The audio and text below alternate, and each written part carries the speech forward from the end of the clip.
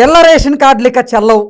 Ration కార్డులకు సంబంధించినటువంటి ప్రక్షాళన చేపట్టాలని ఇప్పుడు కేంద్ర రాష్ట్ర ప్రభుత్వాలు పెద్ద ఎత్తున ప్రయత్నం చేస్తున్నాయని, అందులో భాగంగానే తెల్ల రేషన్ కార్డులు ఇక చెల్లవు అంటూ కొన్ని వార్తలు వస్తున్న నేపథ్యంలో అసలు రేషన్ కార్డులు ఇక చెల్లుతాయా లేదా, చెల్లకుండా ఉండడానికి కారణం ఏంటి అనేది మనం విశ్లేషణ చేసుకునేటువంటి ప్రయత్నం చేద్దాం. ప్రస్తుతం మనతో పాటున్నారు ప్రముఖ రాజకీయ విశ్లేషకులు, ప్రముఖ సీనియర్ జర్నలిస్ట్ సిఎస్ రావు గారు. సార్తో మాట్లాడదాం. సార్ నమస్తే. సార్ నమస్తే.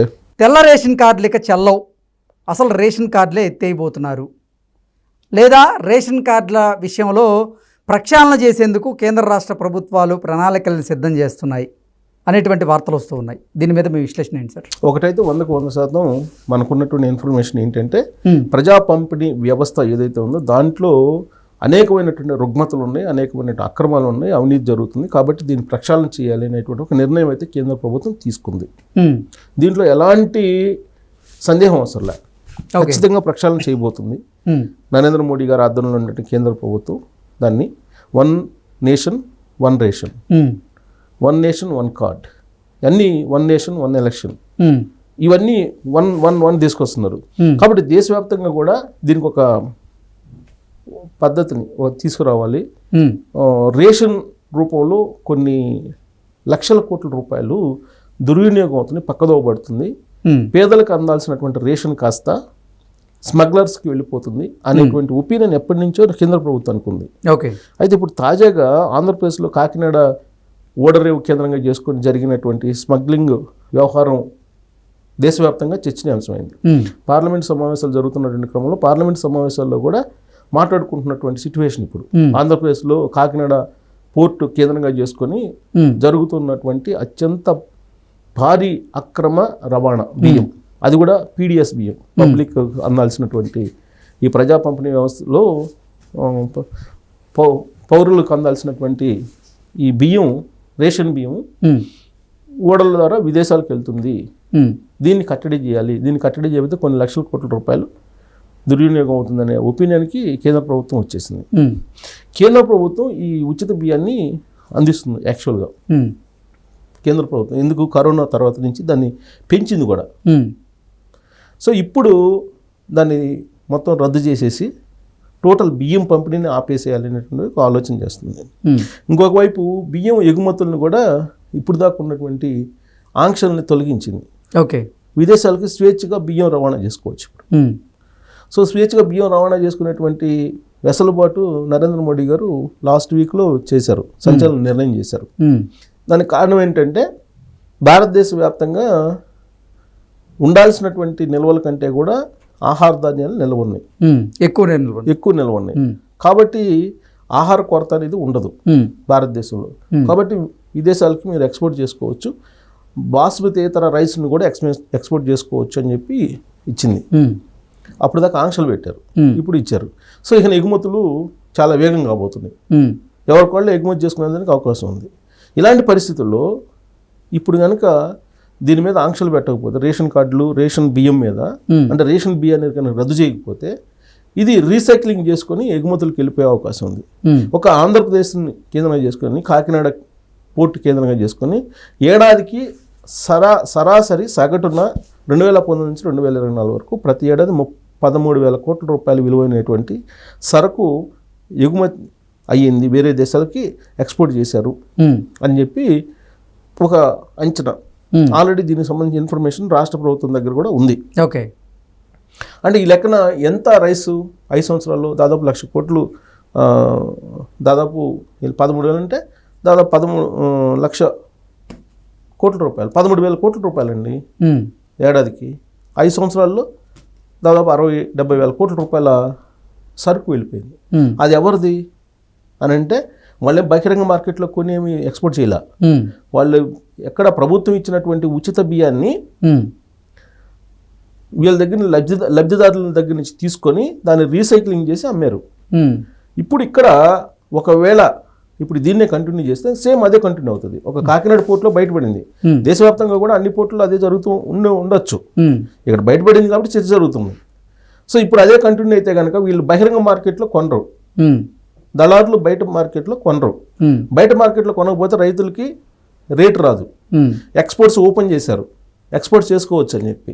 ఎక్స్పోర్ట్ చేసేటువంటి ఓపెన్ చేసినప్పుడు దళారులు రైతుల దగ్గర పోయి పోటీ పడి కొంటారు సహజంగా ఎక్స్పోర్ట్ చేయడానికి. కానీ ఇక్కడ రేషన్ బియ్యం కనుక వాళ్ళకి దొరుకుతుంటే రైతుల దగ్గర పోయి కొనే అవకాశం లేదు కదా. పోనీ ఇదేమన్నా కంటిన్యూ చేద్దామంటే ఇదేమన్నా నిరుపేదలకు అందుతుందా అంటే అందట్లా. సో ఇలా ప్రతి అడుగడుగున దీని మీద అవినీతి అక్రమాల వ్యవహారం నడుస్తుంది. ఈ క్రమంలో అసలు ఇది మొత్తాన్ని రద్దు చేసేసి ఈ రవాణాని మొత్తం ఈ బియ్యం ఉచిత బియ్యాన్ని తెల్ల రేషన్ కార్డులదారులకు ఉచిత బియ్యం ఇవ్వడాన్ని రద్దు చేసేసి ఇప్పుడు ఆల్రెడీ 10 రూపాయలు ఇచ్చి కొంటున్నారు కదా, 2 రూపాయల బియ్యం 10 రూపాయలు ఇచ్చి దళారులు కొనుక్కొని ఆ దళారులు వీళ్ళకి ఇస్తున్నారు ఎక్స్పోర్టర్స్ రీసైక్లింగ్ చేసి దాన్ని విదేశాలకు పంపిస్తున్నారు. ఇది ప్రాసెస్ జరుగుతుంది. కొన్ని లక్షల కోట్ల రూపాయలు ప్రతి ఏడాది దుర్వినియోగం అవుతుంది. కేంద్ర ప్రభుత్వానికి రాష్ట్ర ప్రభుత్వానికి నష్టం వస్తుంది. సో ఈ క్రమంలో దీన్ని మొత్తాన్ని రద్దు చేసేసి ఇప్పుడు వీళ్ళకి 2 రూపాయలకు కదా ఇస్తుంది, దళారులు 10 రూపాయలకు కొంటున్నారు కదా, ఆ 10 రూపాయలు ఏదో మనం ఇద్దాం వీళ్ళకి డబ్బులు క్యాష్ రూపంలో నగదు రూపంలో ఇచ్చేద్దాము. ఇప్పుడు మీకు బియ్యం కంటే కూడా నగదు ఇస్తే మీకు 10 కేజీలు ఇస్తున్నారు లేదా 20 కేజీలు ఇస్తున్నారు. ఆ 200 రూపాయలు ఏదో నెలకి గవర్నమెంట్ మేమే ఇస్తాము అని చెప్పి బియ్యం ఆపేస్తే నీకు ఎంత బెనిఫిట్ వాళ్ళకి కేంద్ర ప్రభుత్వానికి బెనిఫిటే. కానీ నిజంగా దిగువ మధ్యతరగతి కుటుంబాలు ఏవైతే ఉన్నాయో, పేద కుటుంబాలు ఏవైతే ఉన్నాయో అవి నిరుపేద కుటుంబాలు అవి ఇబ్బందులకు గురయ్యేటువంటి అవకాశం ఉంటుంది కదా వాళ్ళకి. నిజంగా ఇప్పుడు మధ్యతరగతి కుటుంబాలంటే ఇవి తీసుకువెళ్ళి బ్లాక్ మార్కెట్లో అమ్ముకుంటే ఓకే 200 వస్తాయి వాళ్ళకి. కానీ అసలు నిజంగా ప్రభుత్వం ఇస్తున్నటువంటి రేషన్ మీదే బతికే వాళ్ళ పరిస్థితి ఏంటి?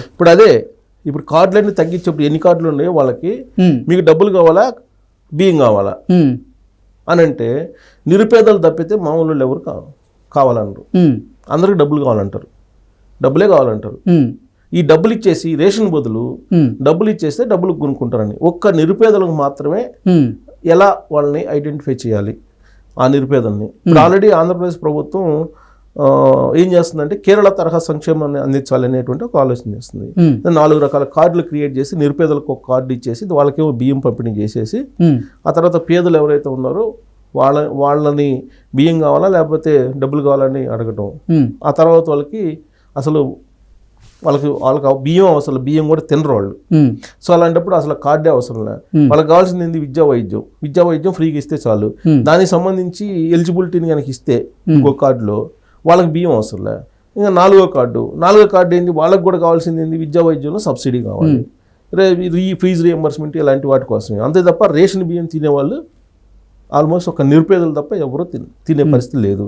కాబట్టి నిరుపేదల వరకు దానికి ఒక సిస్టమ్ తీసుకొచ్చేసి టోటల్గా అసలు మొత్తం ఆపేయాలి, టోటల్గా దేశవ్యాప్తంగా ఆపేయాలి అనేటువంటి ఆలోచన కేంద్ర ప్రభుత్వం చేస్తుంది, రాష్ట్ర ప్రభుత్వంగా కేంద్ర ప్రభుత్వం చేస్తుంది. ఈ గతంలో నోట్ల రద్దు అప్పుడు కూడా ఇలాంటి చర్చ నడిచింది. నోట్ల రద్దు చేస్తే నష్టం అది ఇదని. మరి రద్దు చేశారు, ఏమైంది? నోట్ల రద్దు చేశారు కదా. అంటే సామాన్యులే కదా ఆ రోజు కూడా ఇబ్బందులు ఉంటాయి కొన్ని. ఒక పని చేసేటప్పుడు ఒక పథకాన్ని లేకుండా పోయింది కదా, అది దానివల్ల ప్లస్ ఎంత మైనస్ ఎంత రెండు. ఇప్పుడు దీన్ని ఇంప్లిమెంట్ చేసినందువల్ల ఈ పౌర సరఫరాల శాఖ ద్వారా బియ్యం ఉచితంగా ఇచ్చినందువల్ల బెనిఫిట్ ఉందా, బెనిఫిట్ లేదా? ఎగ్జాక్ట్లీ. దీని మీద ఒక సర్వే చేసుకుంటారు, వాళ్ళకి సంబంధించినటువంటి ఇన్ఫర్మేషన్ కూడా తీసుకుంటారు. ఇప్పుడు మనం ఒక వీడియో చేసాం, రేషన్ కార్డులు బంద్ చేస్తున్నారని, 4 కార్డులు తీసుకురాబోతున్నారు, దాంట్లో సంస్కరణలు చేపడుతున్నారని. ఆ వచ్చినటువంటి కామెంట్స్లో ఒక్కటి కూడా ఇది 2వ ఉచిత బియ్యం ఉండాలి అని చెప్పి రాలా. అవును. సో కాబట్టి ఉచిత బియ్యం వద్దనుకుంటున్నారు. ప్లస్ ఉచిత బియ్యం ఎత్తేసినందువల్ల కేంద్ర ప్రభుత్వానికి కొన్ని లక్షల కోట్లు మిగులుతాయి. కారణం ఏంటంటే FCI ద్వారా కొనుగోలు చేస్తున్నారు బియ్యం. ఫుడ్ కార్పొరేషన్ ఆఫ్ ఇండియా ద్వారా కొనుగోలు చేస్తున్నారు. ఆ బియ్యాన్ని ఉచితంగా ఇస్తున్నారు.